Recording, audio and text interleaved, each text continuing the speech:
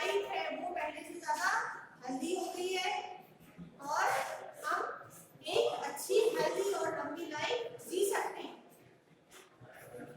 Medical science के आने से पहले जो लोग थे वो ये सोचते थे कि जो भी डिजीजेस होती हैं वो गॉड की तरफ से पनिशमेंट होती है, उनकी गलती होगी, जो भी उनके सिंस होते हैं, जो भी उनकी गलती होती है उनकी पनिशमेंट होती है डिजीजेस। मगर फिर क्या हुआ, धीरे धीरे जो है साइंस में मेडिकल साइंस आई, धीरे धीरे डेवलपमेंट आया, एलोपैथिक, होम्योपैथिक, यूनानी, अलग अलग फील्ड्स आई मेडिसिन की अलग अलग फील्ड्स आई, जैसे यूनानी, होम्योपैथी एंड एलोपैथी। और धीरे धीरे क्या हुआ कि मेडिकल साइंस में एडवांसमेंट बढ़ने लगा।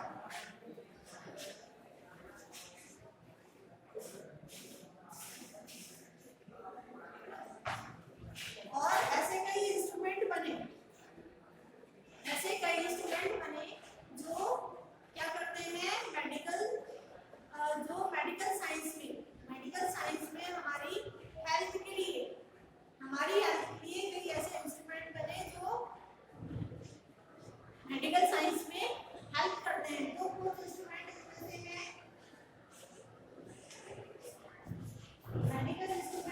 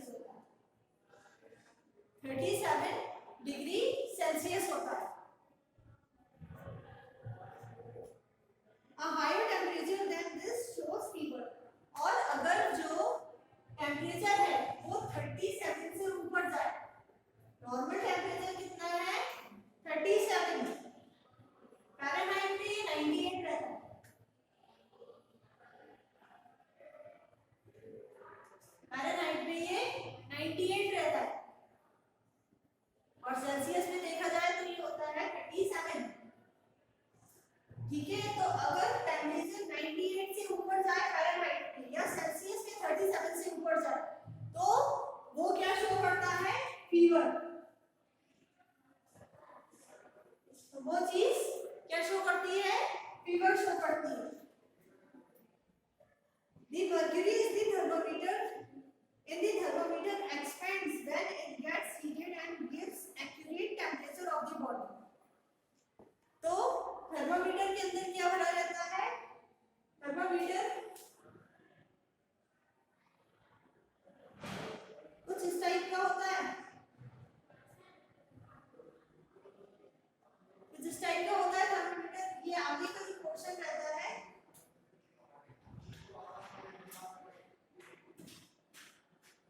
आगे का जो पोर्शन रहता है ये होता है मेटल का, राइट? ये मेटल का होता है और बीच में एक पतली सी स्ट्रिप होती है,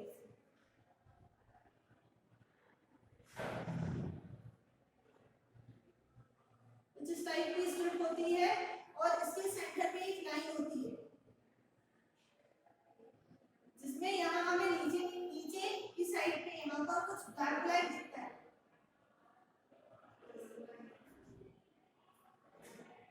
दिखता है।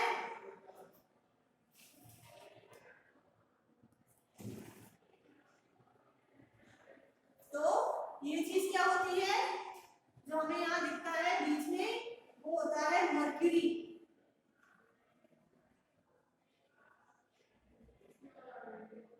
वो होता है मर्क्यूरी। तो जब हम किसी भी पर्सन को थर्मोमीटर लगाते हैं, किसी भी पर्सन की का बॉडी टेम्परेचर चेक करने के लिए थर्मोमीटर लगाते हैं, तो जब हम थर्मोमीटर लगाते हैं तो क्या होता है कि उस पर्सन की जो बॉडी की हीट होती है, उस पर्सन की बॉडी की जो हीट होती है, उस हीट की वजह से क्या होता है, ये थर्मोमीटर आगे बढ़ना शुरू कर देता है। ये जो मर्क्यूरी है, ये जो मर्क्यूरी है वो हीट की वजह से, उस हीट से ये धीरे धीरे आगे बढ़ना शुरू करता है और जितनी भी हीट होती है उस पर्सन की बॉडी की, उसका एक्यूरेट मेजरमेंट बताता है। तो ये हो गया थर्मोमीटर। इसके बाद आता है डिजिटल। दो टाइप के होते हैं, ये नॉर्मल थर्मोमीटर जो हम यूज करते हैं, इसके अलावा दूसरा होता है digital.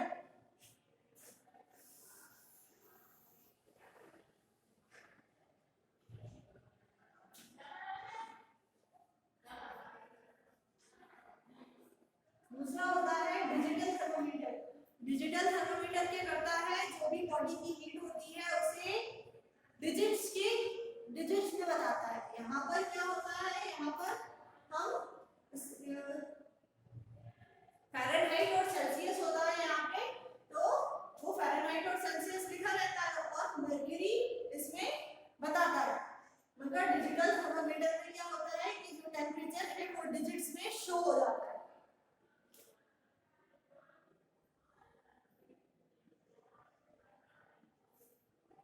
Next is stethoscope.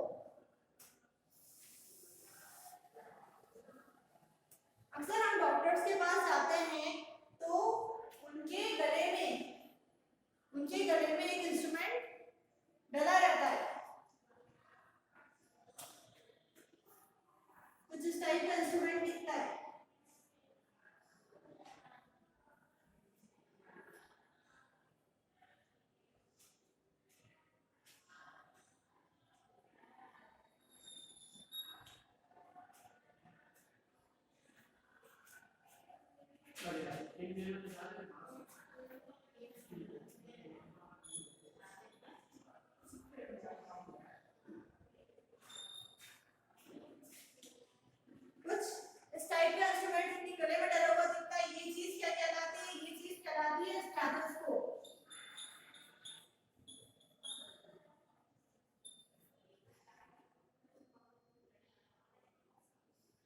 Stethoscope ये मेनली जो हार्टबीट होती है या पल्स होती है, ये हार्टबीट या पल्स को देखने के लिए यूज किया जाता है।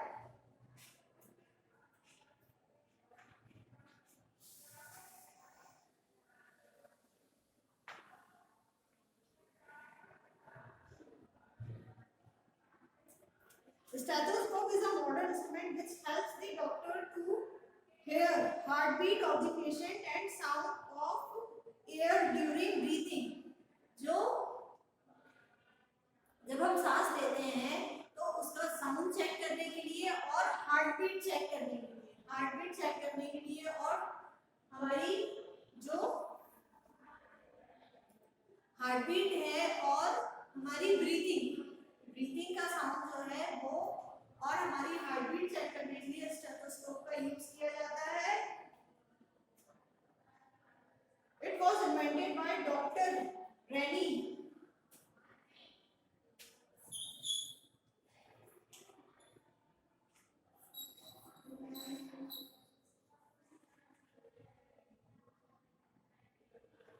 Lannis.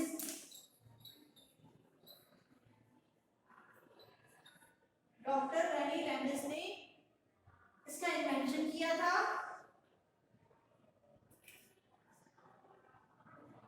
The development of this stethoscope is interesting story. One day इसके पीछे एक इंटरेस्टिंग स्टोरी भी है. एक दिन जब एक डॉक्टर कहीं जा रहा था, he saw two children playing with a long hollow log. एक लंबी hollow log से दो बच्चे खेल रहे थे. एक लकड़ी थी, वो क्या थी, दोनों तरफ से वो लकड़ी खाली थी. दोनों तरफ से वो लकड़ी खाली थी, मतलब बीच में से वो पूरी खाली थी. वो लकड़ी बीच में से पूरी खाली थी और दो बच्चे उससे खेल रहे थे.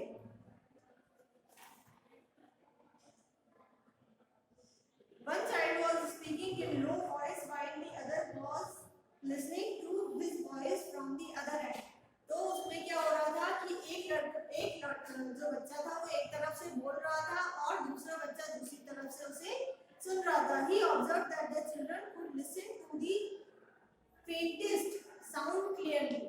तो उसे क्या समझ में आया कि वो दोनों बच्चे थे वो धीरे बोल रहे थे मगर एक दूसरे को क्लियरली सुन पा रहे थे. From this the doctor got an idea and on reaching his clinic he rolled up a newspaper and placed it one end to the patient chest and the other to his ear. और फिर क्या हुआ कि वो अपने clinic गया और वहां पर उसने एक पेपर का रोल बनाया और ये उसके एक कॉर्नर को उसने अपने कान से लगाया और दूसरे कॉर्नर को उसने कहाँ लगाया, अपने पेशेंट के चेस्ट पर लगाया, सीने पर लगाया. He could hear the heartbeats and sound of the air coming in and going out of the lungs clearly.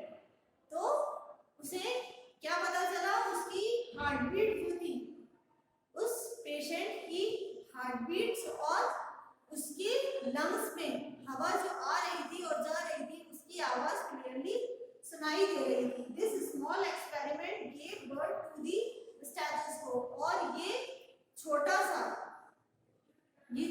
Experiment की वजह, छोटे से एक्सपेरिमेंट की वजह से स्टेथोस्कोप का इन्वेंशन हुआ. स्टेथोस्कोप के बाद नेक्स्ट है माइक्रोस्कोप.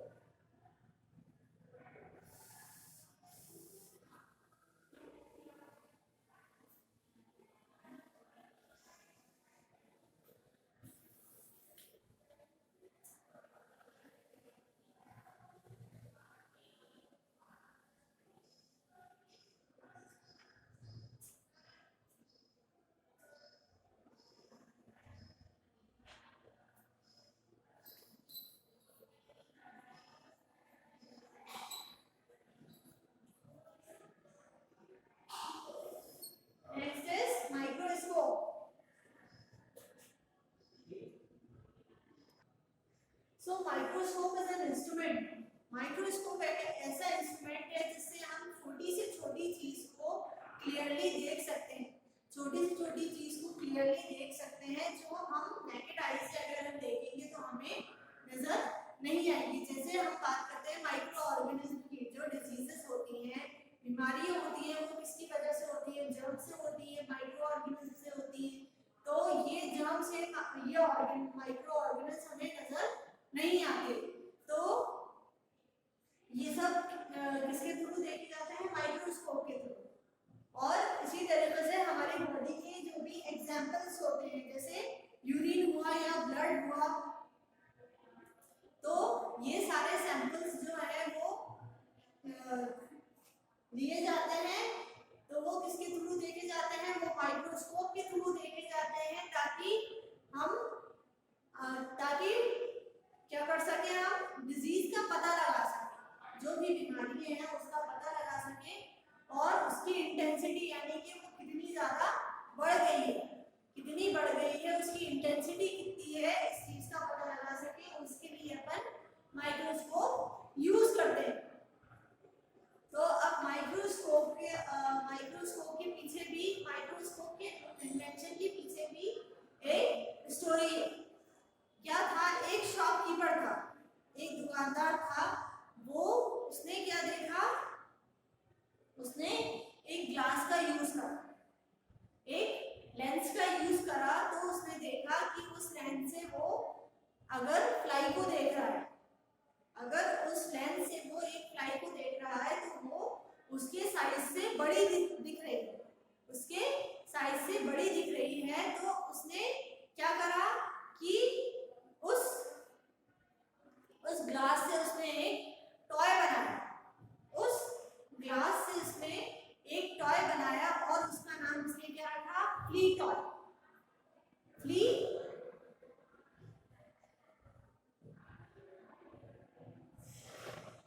और उस टॉय का नाम उसने क्या रखा? Flea toy. धीरे धीरे उसका जो टॉय था फ्ली टॉय, वो पूरे यूरोप में फेमस हो गया। तो जब गैलीलियो जो साइंटिस्ट थे, उन्हें इस टॉय के बारे में पता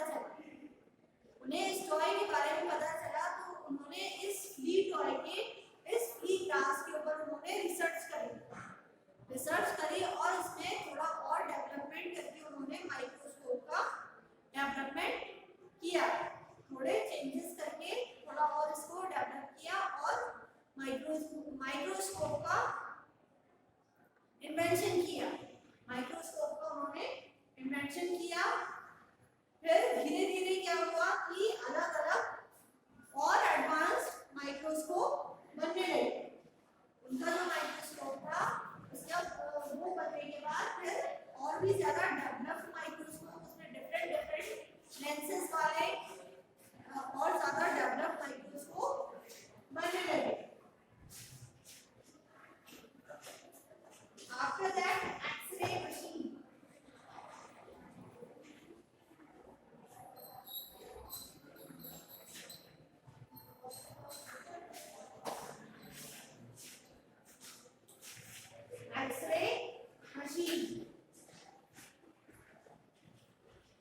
x ray machine is used to see the internal body organs. हमारी बॉडी के अंदर के जो ऑर्गन्स हैं उनको देखने के लिए एक्सरे मशीन का यूज होता है।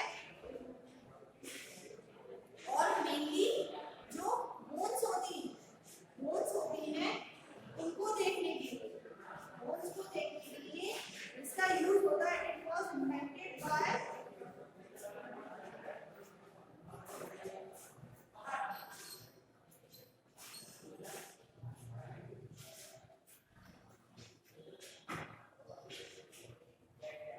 विल्हेम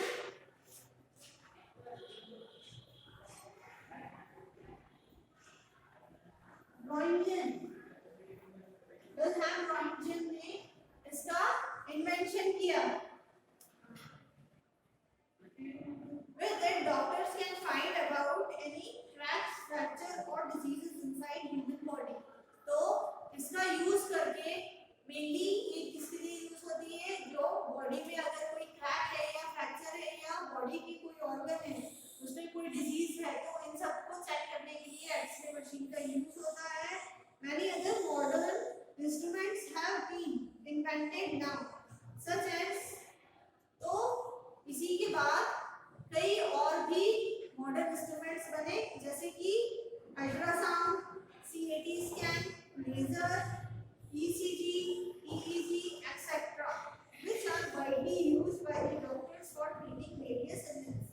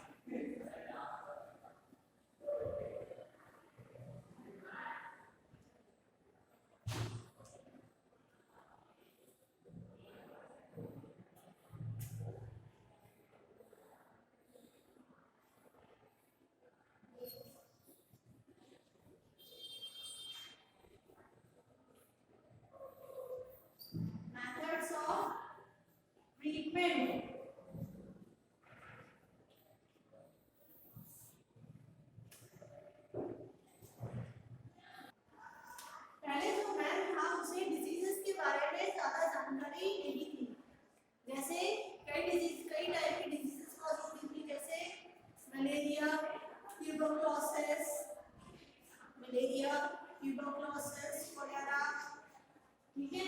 तो इस टाइप की डिजीजेस कॉज होती थी, जो कैसे होती थी, अलग अलग टाइप के जो बैक्टीरिया होते हैं या जर्म्स होते हैं उनसे कॉज होती थी। मगर पहले जो था ह्यूमंस को इन सब के बारे में पता नहीं था, मगर धीरे धीरे क्या हुआ कि टाइम के साथ जो मैन था, जो ह्यूमन था, वो अपने ऑर्गन्स के बारे में उससे ज्यादा जानकारी हो गई, ऑर्गन्स के बारे में पता चला, डिजीजेस के बारे में पता चला, डिजीजेस को वो उस तरीके से ट्रीट कर सकता है और उनके लिए मेडिसिन बनाए।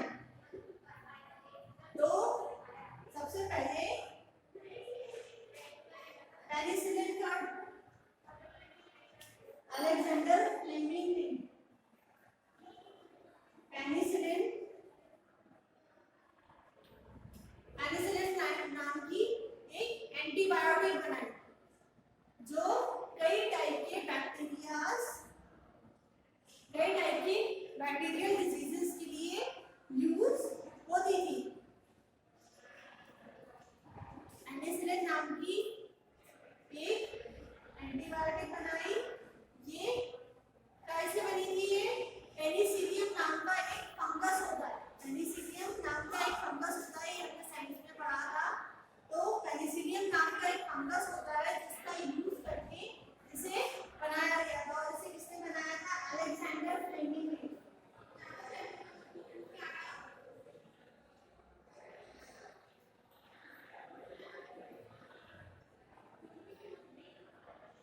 अलेक्जेंडर फ्लेमिंग ने बनाया था। इसके बाद मलेरिया के लिए एक एंटीबायोटिक, मलेरिया के ट्रीटमेंट के लिए सोनाइन नाम की एंटीबायोटिक बनी। मलेरिया के ट्रीटमेंट के लिए सोनाइन नाम की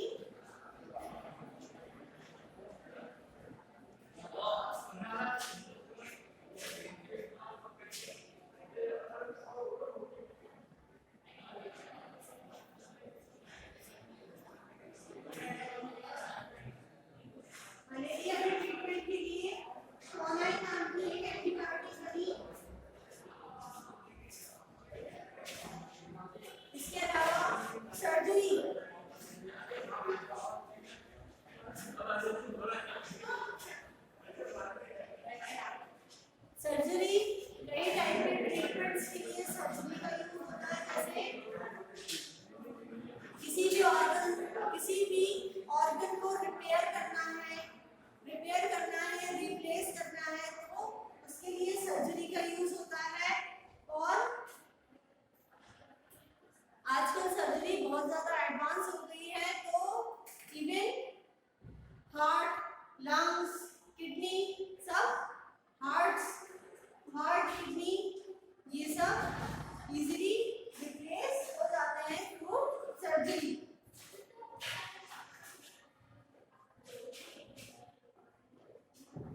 next thing is prevention of diseases.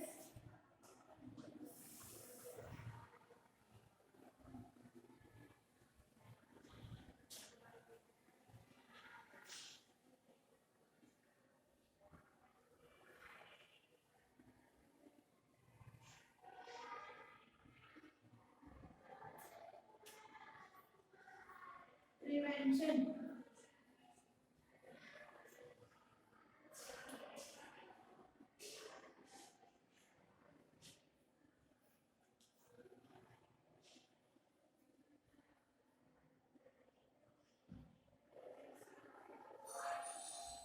Prevention of diseases. पहले कई टाइप की डिजीजेस कॉज होती थी, जैसे अभी हमने पढ़ा मलेरिया के बारे में, ट्यूबरक्लोसिस के बारे में, ठीक है, कोलेरा के बारे में। तो ये सब जो डिजीजेस होती थी, स्मॉल पॉक्स, चिकन पॉक्स, तो ये सारी डिजीजेस जो है वो अब क्या आ गए हैं? वैक्सीनेशंस आ गए हैं। तो हम इन डिजीजेस से, वैक्सीनेशन के थ्रू हम इन डिजीजेस से बच सकते हैं। तो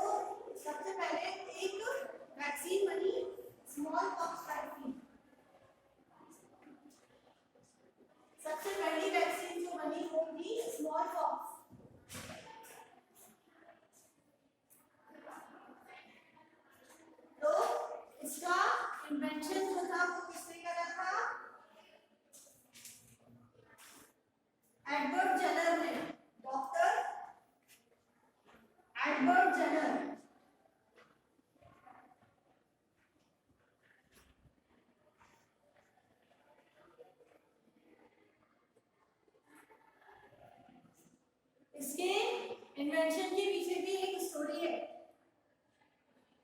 एक टाइम था जब स्मॉल पॉक्स जो था वो बहुत ही बुरी तरह लोगों में फैला हुआ था, मगर डॉक्टर एडवर्ड जेनर ने क्या देखा कि लोगों को ये डिजीज हो रही है, मगर जो काउ मेड्स हैं, जो मिल्क मेड्स हैं, उन्हें ये डिजीज नहीं हो रही, उन्हें ये डिजीज नहीं हो रही, उन्हें काउ पॉक्स होता है और कुछ टाइम में वो ठीक हो जाता है, कुछ टाइम में वो ठीक हो जाती है। तो इस चीज को चेक करने के लिए, इस चीज को चेक करने के लिए डॉक्टर ने क्या करा कि एक हेल्दी बॉय जिसका नाम था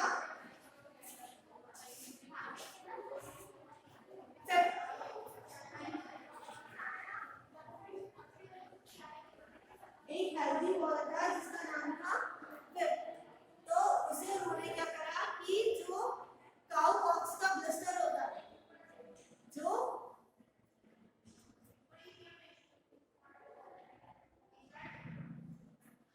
ब्लिस्टर का जो वाटर था, ब्लिस्टर काउ पॉक्स के ब्लिस्टर का जो वाटर, काउ पॉक्स के ब्लिस्टर का जो वाटर था वो उसे पिलाया। फिर क्या हुआ, उसे काउ पॉक्स डिजीज हो गई और थोड़े टाइम बाद क्या हुआ कि वो सही हो गया। फिर उसके बाद उन्होंने क्या करा, उसे जो स्मॉल पॉक्स था,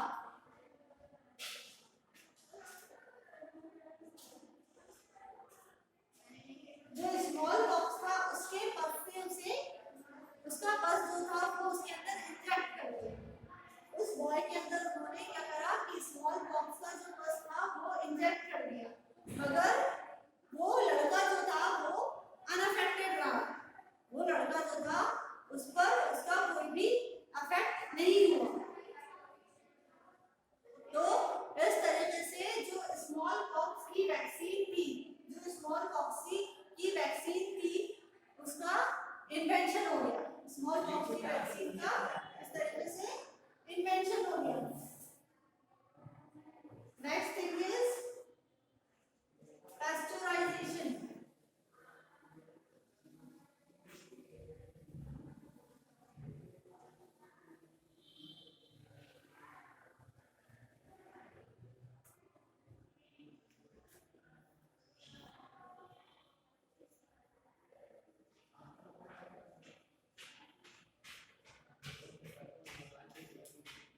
पास्चराइजेशन भी एक मेथड है जो कई डिजीजेस से बचने के लिए यूज होता है, क्योंकि जो ऑर्गेनिज्म्स होते हैं जो डिजीज कॉज करते हैं वो वाटर के थ्रू, मिल्क के थ्रू या एयर के थ्रू हमारी बॉडी के अंदर एंटर हो सकते हैं। तो इन सब चीजों को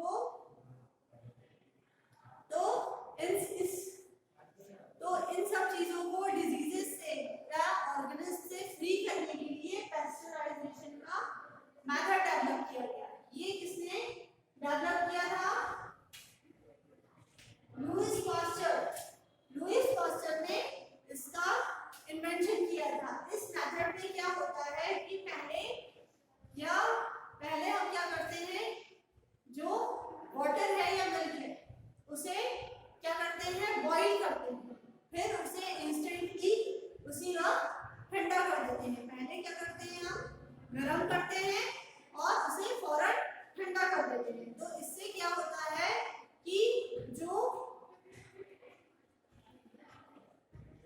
ऑर्गेनिल्स जो हीट में रहते हैं, ठीक है, जो ऑर्गेनिल्स जो हीट बेयर नहीं कर पाते, वो ऑर्गेनिल्स जो कोल्ड एनवायरनमेंट में रहते हैं और वो हीट बेयर नहीं कर पाते, वो क्या होता है, वो हीटिंग से खत्म हो जाते हैं। ठीक है, वो हीटिंग से खत्म हो जाते हैं और जो हीटिंग में रहते हैं, जो जिन्हें गर्म टेम्परेचर, जिन्हें हाई टेम्परेचर चाहिए होता है, जो जिन ऑर्गेनिल्स को लो टेम्परेचर चाहिए होता है, कम टेम्परेचर चाहिए होता है रहने के लिए, वो क्या होते हैं, वो बॉईल करने पर गिर हो जाते हैं। और वो ऑर्गेनिल्स जो हाई टेम्परेचर पर रहते हैं वो हम गर्म करके उसको फौरन ठंडा कर देते हैं। तो वो ठंडा करने पर वो organelles question,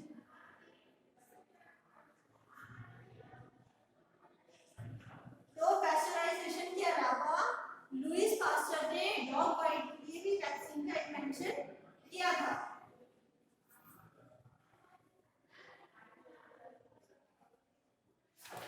last thing is basic health care. तो हम अपनी हेल्थ केयर का किस तरह ख्याल रख सकते हैं? Keep yourself and your surrounding clean. आपके आसपास का जो एरिया है उसे क्लीन रखना चाहिए। Exercise regularly to stay healthy and active. हमें एक्टिव रहने के लिए रोज एक्सरसाइज करना चाहिए। Eat balance diet and drink clean water. हमें अच्छी डाइट लेनी चाहिए, बैलेंस डाइट लेनी चाहिए और साफ पानी पीना चाहिए। Do not skip meals. Do not हमें मील्स जो है अपना खाना जो है वो स्किप नहीं करना चाहिए और जंक फूड नहीं खाना चाहिए। Visit a health care centre और consult a doctor whenever required. तो जब भी हमें डॉक्टर की जरूरत हो, तब हमें डॉक्टर के पास जाना चाहिए और हेल्थ केयर के लिए कंसल्ट